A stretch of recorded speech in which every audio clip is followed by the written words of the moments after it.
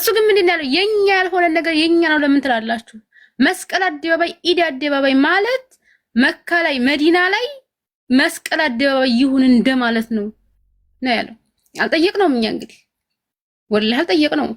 እሱ ራስ ነው ምክንያቱም በውስጡ አላ በውስጡ ያለው ተነፈሰው ችግር የለውም። ውጣ ብላችሁ እንትና አትሆኑ። ሀያት ቤት ነኝ እንጂ የጥላት ቤት አይደለሁም። ጥያቄ ነው የጠየቀችው። ፎቶውን አንሺ ነው ያልነው። ሀዩቲ በመጀመሪያ በቃ እግረኛው እኔም ፋኖ ነኝ፣ ሰግጄም ፋኖ ነኝ። ሀያት ወለጋ አማራ መሆን አትችልም። ግን አማራን መስሎ ግን እኛ ጋር ተሸጋሽጎ መኖር ግን አይከብድም። ትናንት ስትለምን አማራ ነበረች፣ ዛሬም አማራ ነኝ እያለች ነው እንትን እያለች ያለች። ግን እኔ ወንድም ይኸውልህ አሁን ይሄ ሰውዬ በውሃብያ ጥላቻ የታጨቀ አይምሮ ነው ያለው። ውሃብያን አጠፋለሁ ብሎ የሚያስብ ሰው ነው። ስለዚህ አዎ እኔ እንደ ድርጅት አይደለም ድርጅቱ ይሄን እንደማይል ነበር ማምነው። አንተ ደግሞ እዚህ ጋር እሱ የሚያስተላልፈው የድርጅቱን ሐሳብ ነው እያልከኝ ነው፣ በተቃራኒው ማለት ነው። እኔ ደግሞ ድርጅቱ ሳይሆን ይሄ ግለሰብ ነው ጥፋተኛው። እንደ የአማራ ፋኖ ሙሉ የእስልምና ጥላቻ የለበትም። ውሃብያ ማለት ሙስሊም ነው። ውሃብያ ተብሎ የተሰጠው ጠንካራ ሙስሊሙን የመምቻ መዶሻ ቢላ መሳያ ነው። ሳሚ ውሃብያ የሚባሉት ጠንካራ ሙስሊሞች ናቸው። ውሃብያ የሚባሉት እነ ኡስታዝ አቡበከር ናቸው እና ያሲን ኑሩ ናቸው ውሃብያ የሚባሉት። ለማንኛውም ፎቶን ቀጥ አድርገሽ ታወሪያለሽ አታወሪም? በአካል እኮ በአካል መዘዘቅ ያለበት ሙሽ በስልክ በአካል ሀያት እንዴት ነው በአካል መዘቀዝቅ? የፋኖ ታገኘ አሁን ፎቶን ቀጥ አድርገሽ ታወሪያለሽ አታወሪ? ዘቀዝቅሻለሁ። አሁን ሲጀምር ፎቶ ለኛ ክብር ሰጥተኝ አንቺ እኛን የምታከብሪኝ ከሆነ አንቺ ፎቶ ሳሚ ማንንም አከብራለሁ ላኪን ግን ከእምነቴ ማንንም አይበልጥም። ከእምነቴ ማንንም አይበልጥም። ማንም ሰው ከሃይማኖት ማንንም አይበልጥም። ማንም አይበልጥም። ሳሚ ለእስልምና ክብር ካላችሁ ይሄ ሰውዬ መጥቶ አንደኛ ነገር ማስተካከል አለበት። ሁለተኛ ነገር ደግሞ ጥፋቱን አጥፍቻለሁ ብሎ ማመን አለበት። ሁለተኛ እንዳይደግባት መደረግ አለበት። አይውልሽ ፎቶውን አጣርጊው ምንም አይውልሽ። አሁን ነገር ፎቶ መስመር እያሳተሻችሁ ነው ያለው መስለኛል። ወንድሞችሽ እንዳሉት ፎቶውን ሁለተኛ አይደግማትም የምትሉ ከሆነ አነሳለሁ። ያለዛ ግን ነገም ከነገ ወዲያም እየመጣ ለሀጭ የሚያዘርፈው ከሆነ አይደለም ቆይ ፎቶውን ቀጥ አድርጊውና ይሄ ልጅ የሀያት ጥያቄ ብቻ አይደለም። ኖ የሀያት ጥያቄ ብቻ አይደለም። የሀያት ብቻ አይደለም። ቆይ ረጋበል እንጂ ቆይ ረጋበል ሐሳቤ ልስ እንጂ ሂድ እባክህ። የሀያት ብቻ ጥያቄ አይደለም። ሐሳቤ ልስ እኮ ነው። የሁላችንም ጥያቄ ነው። ተራ ተሰጠኝ ጥያቄ ነው። የእኔም ጥያቄ ነው። ስለዚህ ሀያትን ብቻ ለይታችሁ ለመምታት እንዳትሄዱ። እግረኛ ሐሳብ መጨረስ ቆይ ቀጥሎ እንደሚቀጥል እሺ ለዚች እኔ እኮ ልናገርና አሁን ይሄ ሰው እሺ ወንድሜ ቀጥል እንደኔና እንደናንተ ሚዲያ ላይ ወጦ ዛሬ የሚዲያ ሰው ምን ይለኝ ምን አይለኝ እያለ የሚያወራ ሳይሆን ምድር ላይ ያለ ታጋይ ነው። መጠየቅ በሚችልበት አግባብ ነው ያለ። የሚጠይቀው ድርጅት አለ፣ የሚጠይቀው አመራር አለ። ስለዚህ ይህ ሰው እናንተ ባላችሁት ልክ እምነቱን ነክቶ ተሆነ ድርጅቱ ሊጠይቀው ይችላል። አሁን እኛ ጋር እዚህ ጋር በቲክታክ አምጥተን እውነት ለዚህ ትግል የምናስብ ከሆነ እውነት ህዝብ ለመከፋፈል አሰራር ያለው ድርጅት ውስጥ ነው ያለ። አሁን እኔና አንቺ እዚህ ጋር የሆነ ነገር ብናወራ እዳው ገብስ ነው፣ ምንም ላንጠየቅ እንችላለን። ምክንያቱም አብዛኞቻችን ከሀገር ውጭም ነው ያለን፣ አብዛኞቻችን ራሳችንን ደብቀን እያወራን ነው ያለን፣ አብዛኞቻችን ከመጋረጃ ጀርባ ነው ያለን።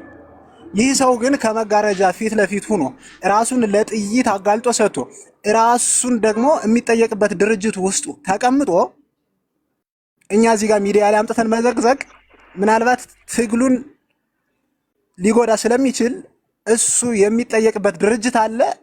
እውነት እናንተ በምትሉት ልክ አጥፍቶ ከሆነ በዛ ድርጅት ውስጥ ይጠይቃል። እሺ አስጠይቁልን። እዚህ ጋር ፎቶውን ድርጅቱ እንዲጠይቀው አድርጉና አስጠይቁልን። ካለዛ ግን ይሄ ዝም ብሎ እየተደባበሰ ይኸው ወንድሜ የመጀመሪያ ጊዜ እኮ አይደለም። እኔ ባይዞ አንዴ ሁለት እዚህ ጋር ፎቶውን ይኸውልሽና ሀያት እዚህ ጋር ፎቶውን መዘግዘቅ እኮ ምናልባት ተመልካች ማግኘትና ፎሎወር መሰብሰብ ካልሆነ በስተቀር ምንም የምንፈይደው አይደለም። እኔ ፎሎ ችግር የለብኝም ወንድሜ፣ ፎሎ ችግር የለብኝም። የተመልካችም የፎሎም ችግር የለብኝም። ፎሎ አድርገህ ከሆነ ፎሎ ማንሳት ትችላለህ። እኔ በእምነቴ ላይ ቀልድ አላውቅም።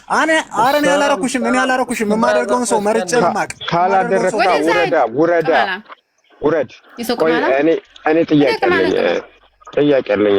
አንድ ጊዜ አሃዩ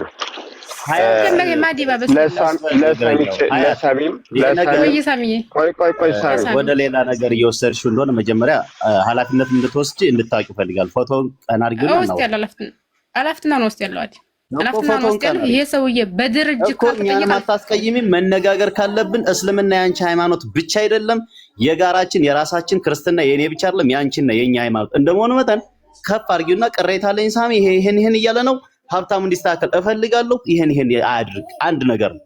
እኛ ያመነበትን ነገር ከሆነ ይሆናል። ከዛ ውጭ ግን የአማራ ድርጅትም ሆነ የአማራ ፋኖ እንደመሆኑ መጠን የህዝብ ግንኙነት እንደመሆኑ መጠን አንደኛ ልታከብሪ ግድ ይልሻል። እሱ ግን ምንድን ያለው የኛ ያልሆነ ነገር የኛ ነው ለምን ትላላችሁ?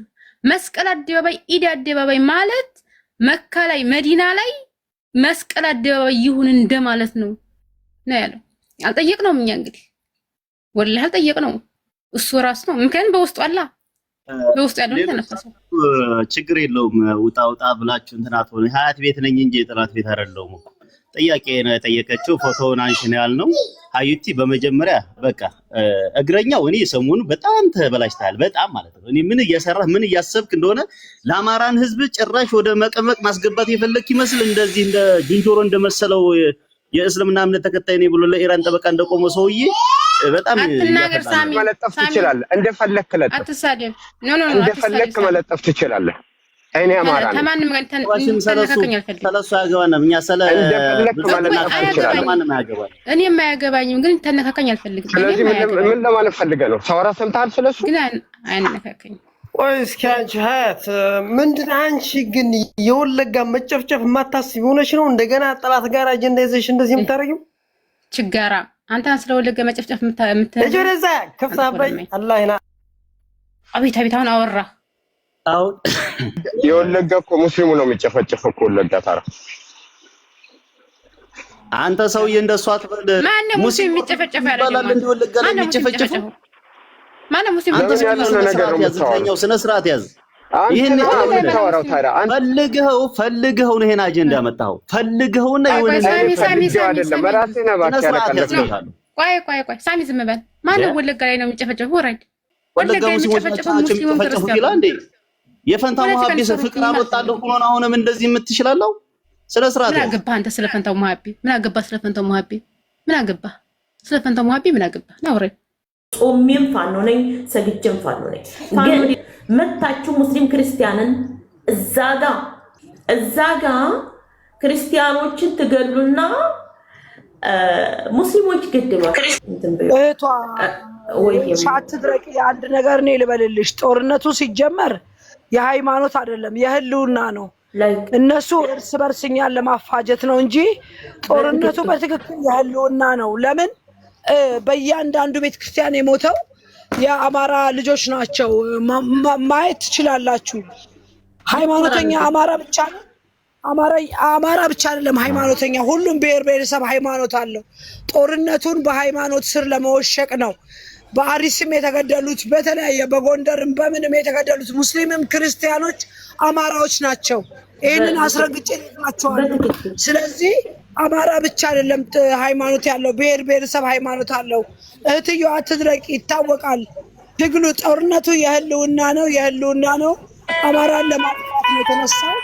እኛ ይሄንን ደግሞ የምላችሁ ማነው ስልክ ሚውት አድርግ እና ጦርነቱ የህልውና ነው። በደንብ አስረግጬ ለመነግራችሁ። የሃይማኖት ቢሆን ኖሮ ብሔር ብሔረሰብ ሃይማኖት አለው። መሰለኝ አማራ ማለት ክርስቲያን ነው ይላሉ። ኦሮሞ ክልል ላይ ክርስቲያን የሉም እንዴ? ቆይ ክርስቲያን የሉም? ኦሮሞ ክልል ላይ ክርስቲያኖች አማራ ናቸው ማለት ነው? አርሲ ላይ ኦሮሞ ክርስቲያኖች አይደሉ? አማራ ብቻ ተመርጦ የተገደለው? ትክክል። አማርኛ መናገር ብቻ ነው እያስገደለን ያለው። ልንገርሽ ገንዬ፣ ይሄን ደግሞ ያላወቀ የተኛ ማንነት የለንም። እኛ አማራዎች ሙስሊም ክርስቲያን የፈለገ ሃይማኖት ማምለክ መብት የአንድ ሰው የግለሰብ መብት ነው። ጀመር የሃይማኖት ጦርነት ያቆመው በ11ኛው ክፍለ ዘመን ነው በነ መሐመድ ግራኝ ጊዜ። ከዛ በኋላ የሃይማኖት ጦርነት የለም። የጥቅም ጦርነት አለ፣ የስልጣን ጦርነት አለ፣ የፖለቲካ ጦርነት አለ። የሃይማኖት ጦርነት በየትኛውም ዓለም ላይ አሁን ቀርቷል። የጥቅም ጦርነት ማንበብ ትችላላችሁ።